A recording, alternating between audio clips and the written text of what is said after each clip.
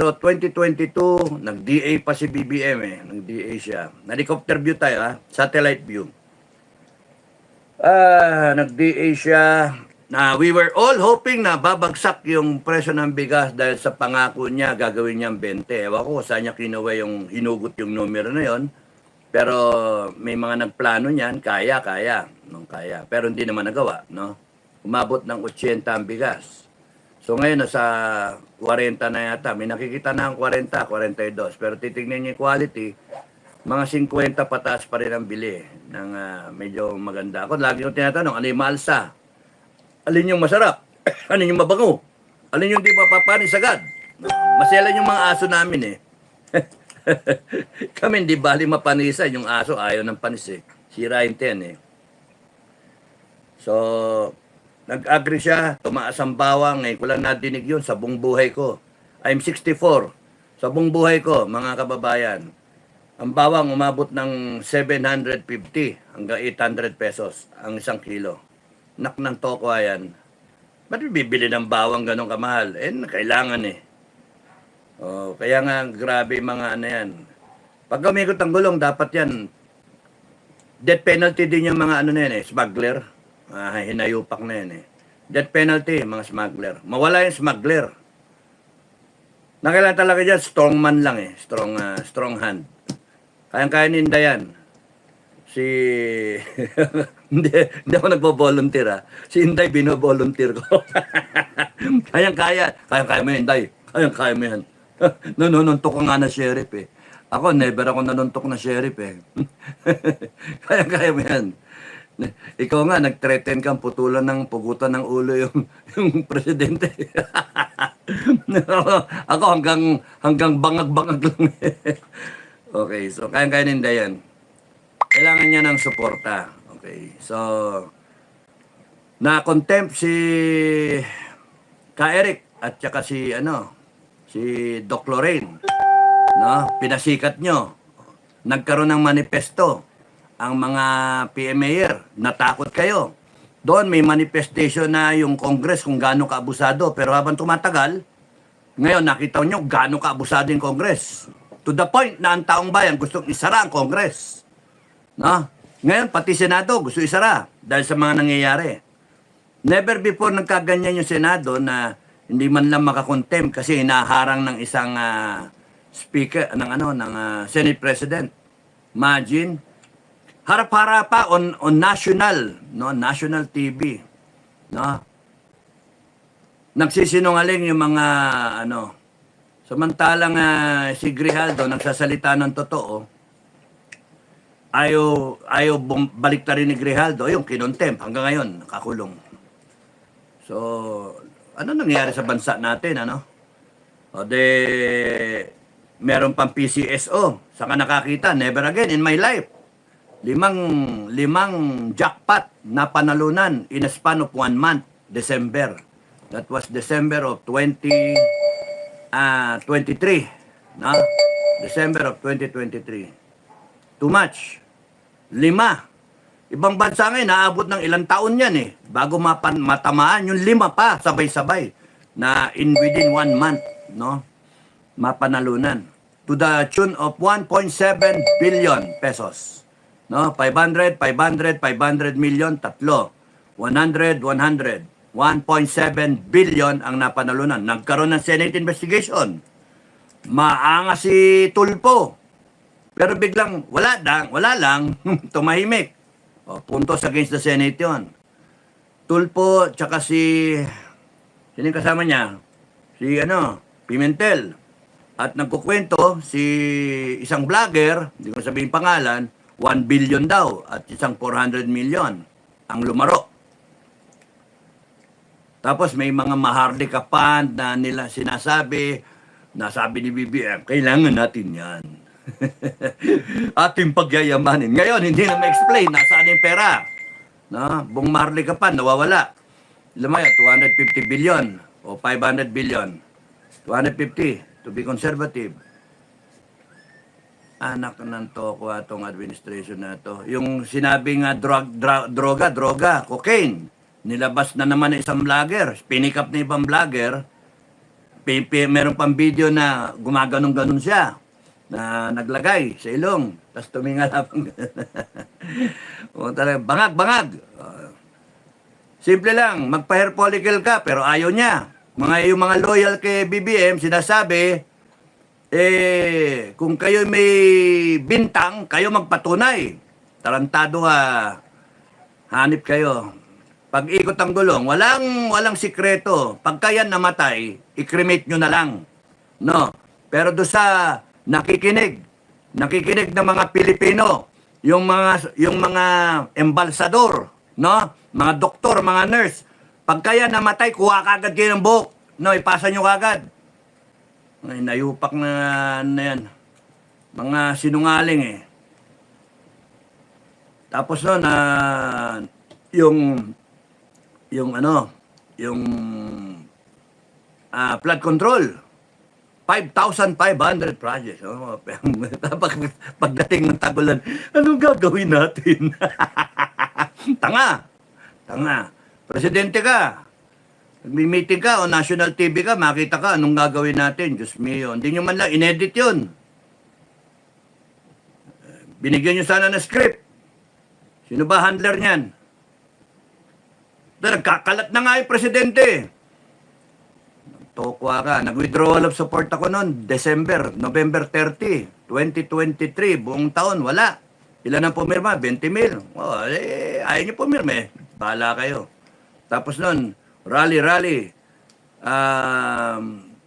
Ano pa ba yung yung ginto, binenta, walang nangyari. Hindi ma-explain ngayon.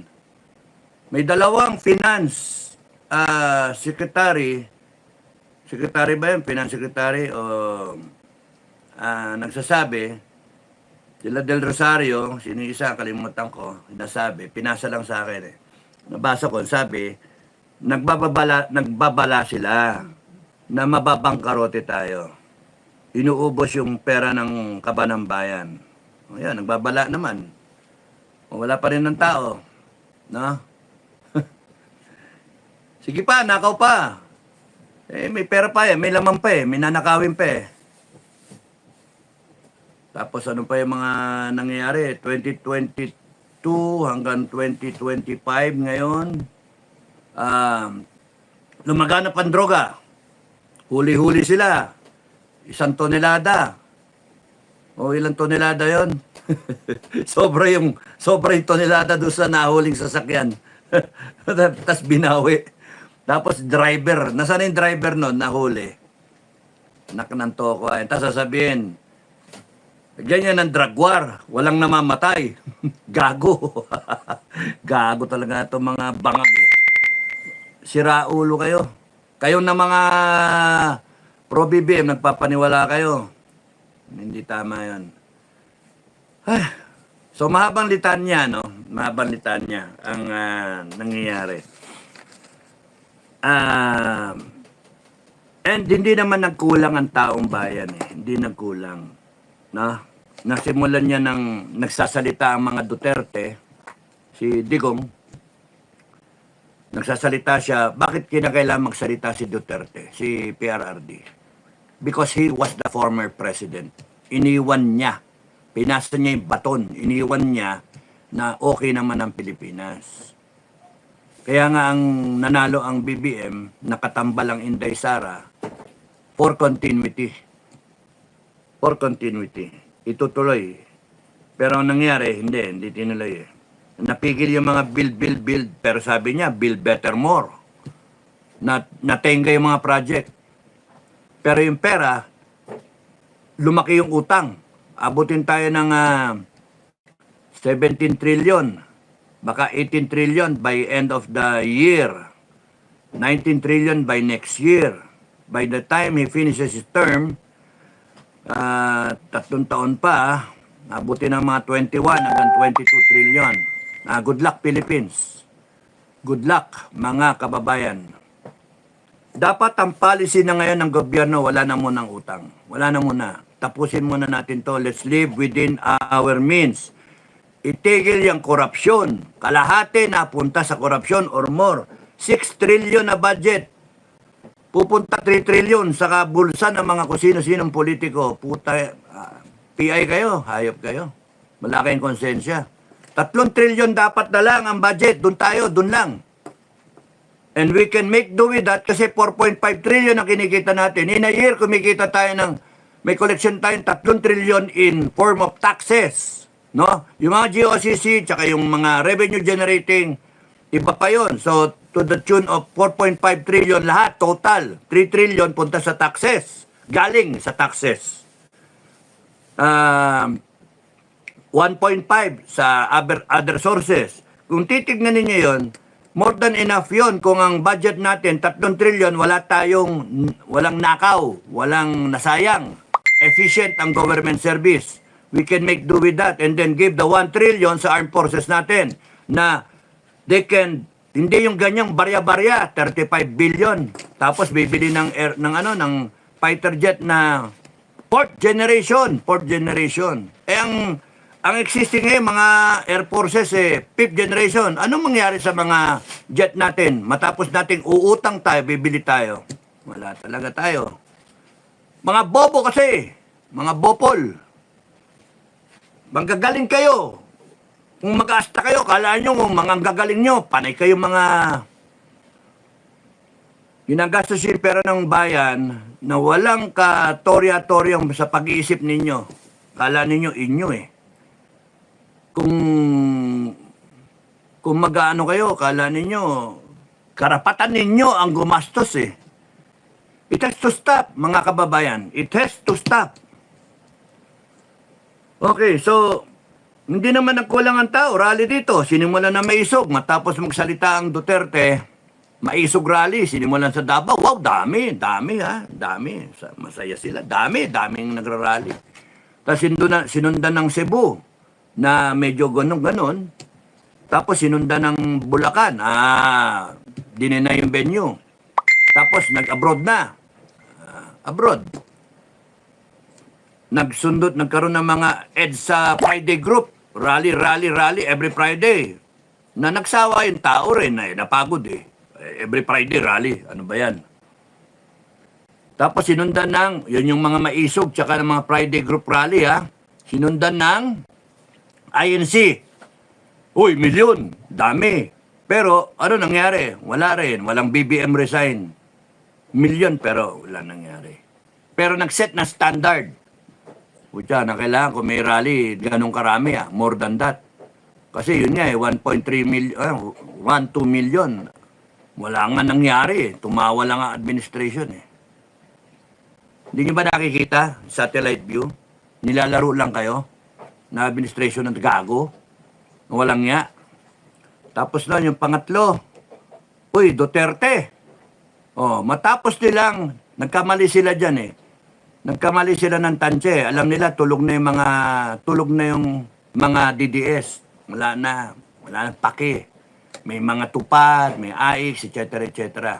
So, wala yan. Mga bayad na yung mga Duterte. Bayad na yung mga DDS, no? Tapos nun, kaya nag-ambasa nila, kuhanin mo si Duterte, kidnapin mo, dalhin mo sa Netherlands, walang papalag. Kung meron mang, kayang-kaya. Hindi kagaya nung sa rally ng INC. Yun yung naging benchmark So, bumanat sila. Uy, nagalit yung tao. Una, nabigla Yung iba sa atin, nasa sisihan mode pa rin. Nagsisisihan pa rin Wag na, move forward. Nagsisisihan pa kayo Ang isipin ninyo, how can you ensure na matapos ito? Dapat gano'n na utak, hindi yung nagsisisihan pa kasi kasalanan mo. Ay, nako. Walang may kasalanan dyan kasi yung administration magaling mag-isip. Nag-iisip. Tapos kayo na mga kababayan, mga grupo, hindi nag-iisip. Hindi may kanya-kanya kayong agenda, kanya-kanyang grupo, kanya-kanyang gusto nyo tapusin to, matapos to Anyway, so, sumunod doon, mga nagkaso-kaso pa sila, kinasuhan niya, sila, tinakot nila, contempt, kaliwa kanan, yes or no, mga ganun pa. Iba, natakot na. Mga vlogger, natakot na. Yung iba, tumahimik na iba eh. Yung iba, ako, kinasuhan ako. Oh. Inciting to sedition. Mga nasa DOJ, ipalabas yun na, please. Kasi ako, kahit wala akong kasama, kahit wala akong tao, tatayo ako, pupunta ako sa krame. Pagka pinalabas niya yung warrant of arrest ko, tatayo ako kahit wala akong kasama. Magpatayan tayo. Matira matibay, malaman kung sino nasa tama. Ako tama, kayo mali. Kayo tama, ako mali. Mga walang niya kayo. Gagamitin niyo pa yung batas para supilin yung tao. Mga walang niya kayo. So, natakot yung iba continuous na lumalaban. Tama lang yun, lumaban lang kayo. Kasi alam nyo, nasa tama kayo eh. So, ano pa yung ginagawa itong mga hayop na to? Nagrally. Matapos nung kidnap ng kay Digong, nagalit from 12 to 16. 11 na kidnap. 12 to 16. Hindi lang sa Pilipinas nagrally. Buong mundo nagrally. Sa buong mundo, lahat ng Pilipino na kung nasaan sila. 90% at least pro Duterte. Filipinos all over the world nagrally. And even foreigners na naniniwala sa due process, naniniwala sa justisya, naniniwala kay Duterte. Sino ba yan? Magaling daw presidente yan eh. Oh. Pati sila lumabas at nakisa sa Pilipino. Natakot doon na administration. Natakot doon. Nabigla tayo doon. Sino bang gonggongan nag-advise niyan? Putang ina niyan ha. Sabi nyo, hindi na magagalit yung taong bayan. Sabi nyo, wala nang pakialam. Bibig lang ganyan. Delikado tayo. No. Pero yung dami ng rally na yon, wala pa rin. Wala pa rin. Nagagalaw ho. Wala pa rin. So, ang bakit, mamaya, tignan natin, baka may mali, baka may kulang. Baka may kulang. Rally yan, 12 to 16. No? Iba-ibang grupo. Iba-ibang grupo. Tapos, 28, March, rally. Gano'n na naman, mas marami. Nationwide, ang dami, sabay-sabay, simultaneous birthday celebration. Guinness Book of World Records, the most celebrated birthday of a human being is Duterte. Wow! Wow, pare, ang dami. Ano ngayon yung sinasabi ng Armed Forces at saka ng PNP? Lumabas kasi kayo. Na kailangan marami kayo, hindi yung pa 50 mil lang, hindi yung 100,000, wala pa nga 100,000 eh. Yung dati, yung mga naunang rally, marami na yung 20 mil. Ay, nako. Ngayon sinasabi, we will uphold the Constitution, we will support the Filipino people, we will be with the Filipino people, we will follow the chain of command. Nilinaw ko pa, ano yung chain of command? Yung chain of command does not start with the President of the Republic because it is logical to think the chain of command starts with the Filipino people, the sovereign Filipino people, the sovereign commander, the supreme commander na siyang naghalal ng presidente ng Pilipinas. Yung power ng presidente para i-manage ang buong bansa, para patakboy ng Armed Forces, PNP, lahat ng sangay ng gobyerno. Yung power na yun galing sa sovereign Filipino people. That's why it is logical na ang ingay ko, na yung power came from the Filipino people. Therefore, the Filipino people is the supreme commander. Anytime the Filipino people unified can take over, can get back that power, get it back from the president. Tantado ka, tumabi ka, terminated ka. We can do that. The Filipino people can do that. As the supreme commander, the sovereign commander. Lahat ng agencies in government, yung constitution na yan, yung Philippine government na yan, galing sa taong bayan. Sino ang aabla sa akin na Korte Suprema? Sino ang aabla na lawyer, na judge? Sino? Wala. Kasi talagang totoo naman eh. Na yung power lahat Galing sa people. Nakalagay sa konstitusyon, all authority emanates from the people. Di ba? So you can take it anytime. Anytime. 24/7. Nasa inyo yan. Gusto niyo tapusin to? You can take it anytime. Naghihintay kayo ng tatayo? Oh. Hindi yung hintayan tumayo. Sabay-sabay kayo tumayo. Kayo ang tumayo. Tayo ang tumayo. Sabay-sabay. Hindi, nangyayari sa atin, sabaw-sabaw. Pingin ang bulalo. Magsabaw muna ako. So, yun yung mga nangyayari, no? So, mula nung Maisog Rally hanggang birthday rally, ano nangyari? Wala, napagod lang kayo. Pagod ang tao, nagastusan. Nagastusan. Inom muna ako.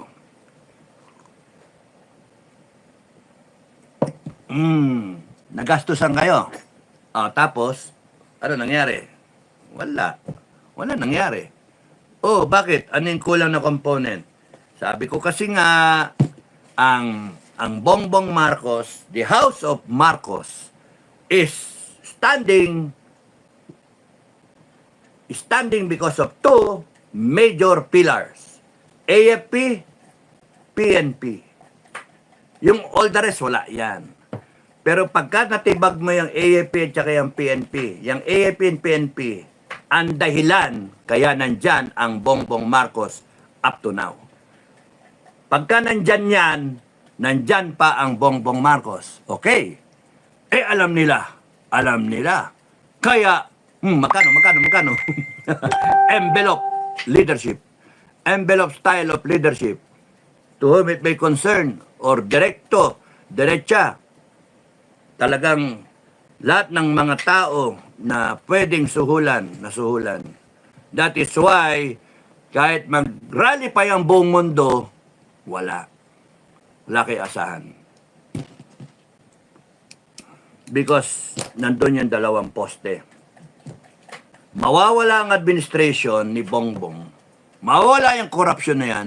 Mawawala yung droga na yan. Mawawala lahat yan, yung komunista na yan. Pagka yung dalawang poste na nagpapatibay ng bahay ng bangag, the House of Bangag, the House of Crocs, the House of the CPP and PNDF, the House of the abusive lords. Yun ang nagpapatibay. Matanggal yan, isa lang ang matanggal dyan, ganyan-ganyan na yan, gewang-gewang na yan. Pagka dalawa'y natanggal, siguradong giba yan. Pero sir, nandyan man sila. Tapos sinasabi nila, uphold the Constitution. We will be with the people. Wala. Tagalang sa bato yun. Lip service lang yun. Wala kayong asahan. Kaya baguhin natin yung formula, mga kababayan. Dapat baguhin ninyo yung formula. Huwag kayong umasa sa kanila. Huwag kayong aasa sa kanila because mula noon Maisog Rally, no, hanggang ngayon, birthday rally, umaasa kayo sa kanila, huwag kayong umasa. Wala kayong aasahan kundi kayo, sarili nyo. Kayo na lang. Asahan nyo yung katabi nyo, kapitbahay nyo, pamilya mo, kaibigan mo. Asahan ninyo, barangay nyo, lahat kayo. Asahan ninyo ang sarili ninyo kasi walang mangyayari. Aabutin kayo ng 20 years forever and ever. Amen. Forever and ever. Tamba ang susunod dyan, etc. etc. Kasi kung titignan mo lang mga 2022 hanggang ngayon, isa lang ang kumpas talaga. Isa lang, kung tignan ninyo, isa lang. Tanggalin ang mga Duterte. Tanggalin ang Inday Sara. Without respecting yung 32 million na mandate, tanggalin bigla ang Inday Sara by way of impeachment. Nagpalaman sila ng 125 million. Yari ka, huli ka. Pinainit na ulo hanggang nagsalita. Huli ka. Yung ganun ba? Tapos ngayon, tanggalan mo security. Para magalit, pinipikon nila eh. Pinipikon. Yun, kala ninyo, it will work, mga hangal. the Filipino people would rather have a revolution, would rather have a civil war, just to defend their right as a people. They will rather kill or be killed. Akala ninyo, dinadala ninyo, we are that close. Mga tao sa gobyerno, we are that close to a civil war. We are that close to a people's revolution. An unforgiving na people's revolution. Unforgiving, katay kayo. Because the people, yung mga nakakusap ko, galit na galit talaga eh. Galit na galit. Hindi ako, hindi. Anong tingin niyo sa akin? Makikinig sa akin yung mga tao? Hindi makinig sa akin yung mga tao. Hindi makinig sa akin, hindi makinig dyan sa maisog, hindi makinig kung kani-kaninong politiko dyan na tumatakbo. Panay mga wala ngang ano eh. Pero yung galit ng tao, dahil sa naghihintay sila ng meron tumayo dyan, pati yung mga sundalo at mga pulis na nasa ibaba, naghihintay sila na may tatayo dyan. Government of the Republic of the Philippines, people, officials, appointed or elected, huwag nyo nang paabuti sa ganon. Na yung sobrang abuso ninyo, tumayo ang taong bayan. At aasa kayo sa mga Amerikano, kayo, mga allies, hindi kayo pakikialaman ng Amerikano. Panonoorin lang kayo. Ang Amerikano tatayayan dun sa parehong side. Matalo sila dito, panalo siya dyan, di ba? Either way, tataya sila. Panonoorin lang nila yan.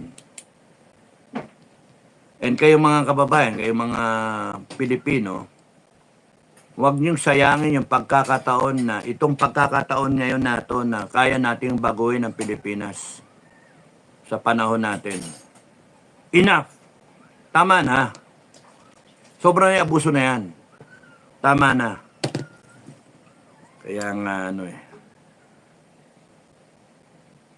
kitang-kita niyo yung ginawa sa Congress, yung abuso. Contempt pa yung mga animal na yan. Mga animal kayo, congressman, animal kayo. No? Butchara, alam nyo, pagka kayo walang niya, dapat lang tawagin kayo walang niya. Gago. Dapat lang. Because hindi kayo pwede kailanman mas mataas sa taong bayan.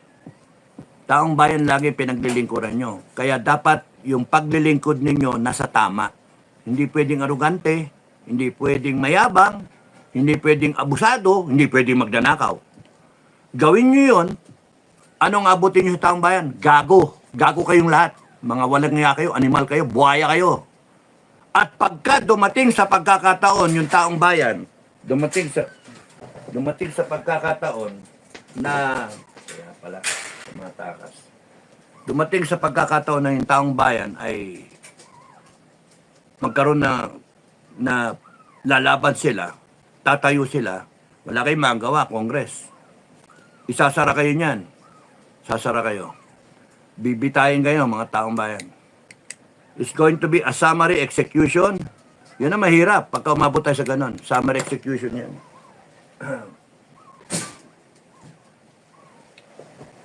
Tapos nun ewan ko, wag sana umabot sa ganon. That's what I foresee That's what I feel. That's why I'm sharing it Yung mga Pilipinong mga bobo, mga walang paki at mga bayaran, tumahimik na lang kayo Wala kayong paki Napaka-critical ng condition natin, mga Pilipino. Mga kababayan, napaka-critical. We have come to that point in time na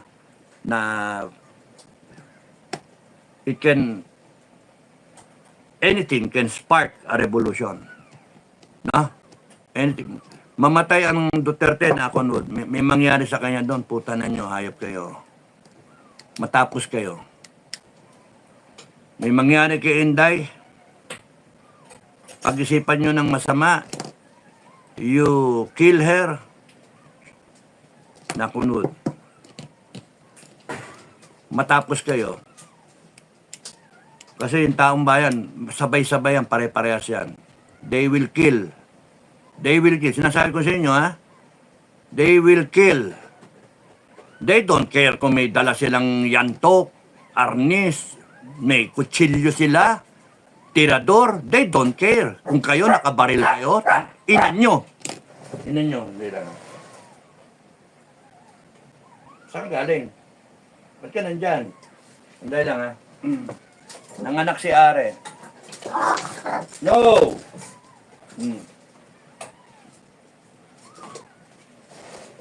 Okay.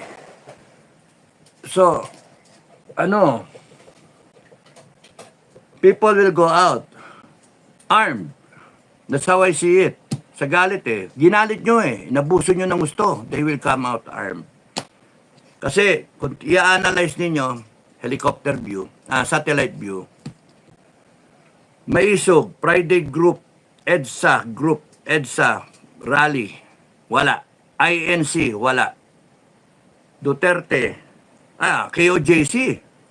Yung nangyari sa Mindanao, KOJC. Pinakita niyo yung brute force niyong ginawa na tinrample on nyo yung karapatan. Karapatan ni Pastor Kibuloy at lahat ng KOJC members. Nilapastangan ninyo. And that was in display. Nakita ng buong bansa. Hayop kayo. And ginajustify nyo, na-promote pa ang si Torre tungkol doon. At yung sasabihin naman ni Torre, sumusunod lang ako sa utos. Mario Joseph. Nick, mag-ingat ka kasi pagka ganyan, it shows na you don't have any principle.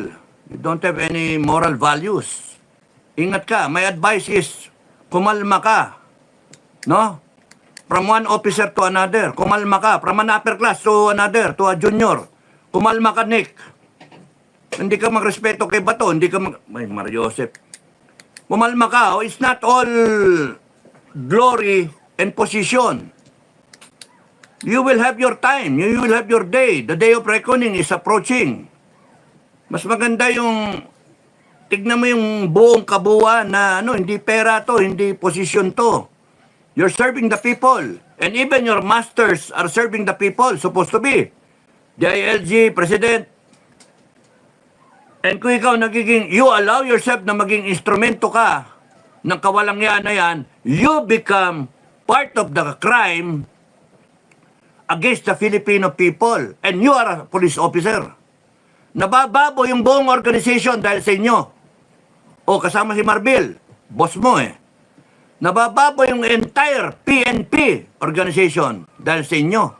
And mind you, yung mismong tao ng PNP ang kakalas at siyang mag-uusig sa inyo. Anong kahihiyan yun? Kikita nyo may indicator na may nagsasalita na mabababa, may mga nagre-resign na. Mag-ingat kayo sa mga ninyo. At ganun din sa AFP, General Browner. Pinagtatanggol kita noon nang tinatawag kang Brownie. Pinagtatanggol ko kayo bilang armed forces to be professional. Pinagtatanggol ko pati si Gibo, pati si Ed Anyo as the national security ekek. Pero look, guys, no? Yung ginagawa nyo, mali, kaysa nyo daanin. Mali. When 90% of the Filipino people are crying foul, are crying, mali yan, inan nyo, etc., etc., hindi nyo pwede sabihin yung 10 million kampi ninyo. Because this is still a democracy. Majority of the people, majority of the power resides in the people. Kaya, kakalas yung AFP sa inyo. Yung mga junior, yung mga tinyente ninyo, kapitan ninyo, kakalas yan. Kakampi sa taong bayan. Kahiya-hiya, pagka sila mismo ang uhuli sa inyo. And you cannot even solve the problem by creating another problem. Na kayo mismo maghunta, kayo mag-take over. Alam namin yon. May bala kayo. Nagbabala kayo. O, sige, kung wala kayong balak, i-announce ninyo. Yan si Enrique, gago yan eh. Sabihin nyo, gago yan si Enrique. Wala kaming balak. Wala kami, hindi kami magano. We will serve the people, sabihin nyo. Wala kaming balak maghunta. Wala kaming balak mag-take over. Wala kaming balak na hindi pa upuin si Inday Sara. Sige, sabihin nyo, nagago ko. Ay, akala nyo, kayo lang may intel. May intel din kami, oh. Tapos mananakot kayo. Sinasabi ko, magkakarevolusyon. Hindi pwede yung ganito na... Yung latest na balita, the president is 50-50. Oh. 50-50 ang presidente. So, verified ba yun? Kami, thinking namin, in matter of days na lang, lilitaw yan. Hindi nyo pwedeng takpan yung kaldero, puputok yan, sasabog yan sa mukha nyo. Pero ang problema, ang Inday Sara magsaswore in as the rightful constitutional successor. Bet, buti nga, wala kayong magawa doon. Oh. Buti nga. So, si Inday Sara and the Filipino people, 90% of the Filipino people would love that to happen. Inday Sara getting sworn in as the next president. Because BBM is either incapacitated or dedo. Renal failure, ibang kwento yun, ha? Lumabas kayo Malacanang. Ang inilabas nyo, picture. Inilabas nyo, video na meron doon, Marco. Balik ko kung double yun. Ha, iba man yung tindig.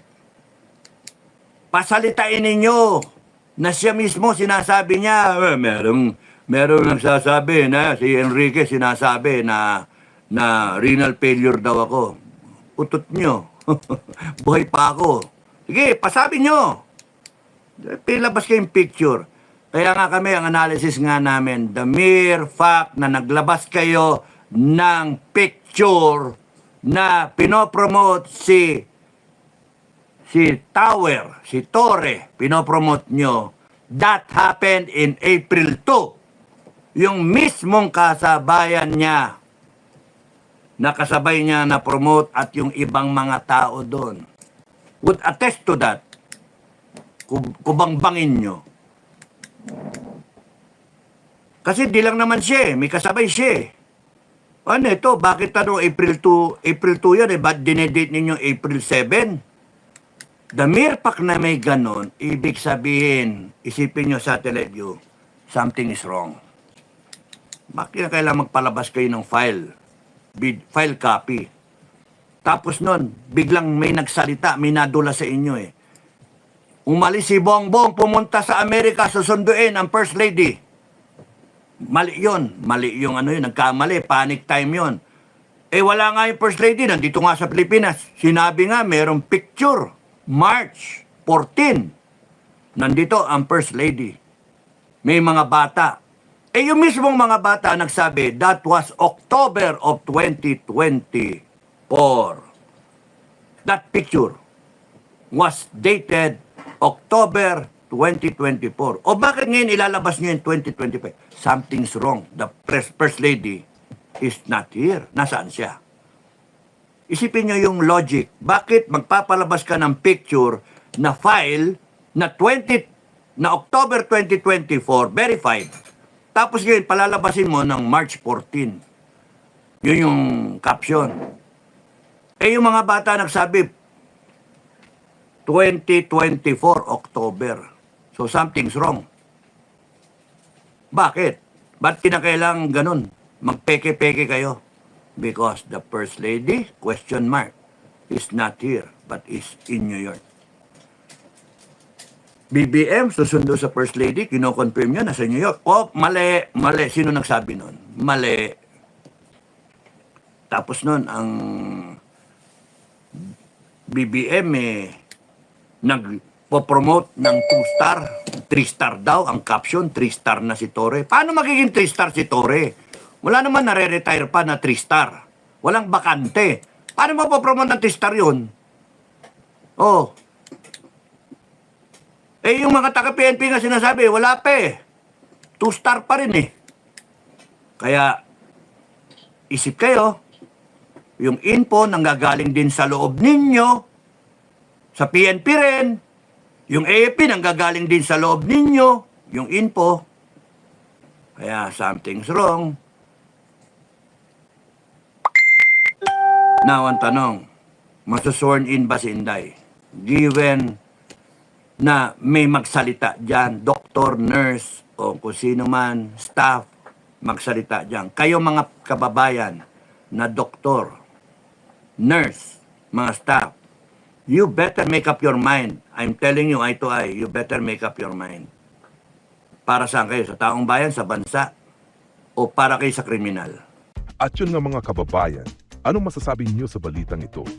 Maaring ihayag ang inyong opinyon at kuro-kuro sa comment section sa ibaba. Huwag din kalimutang mag-like, mag-subscribe at mag-share sa bidyong ito. Maraming salamat sa panonood.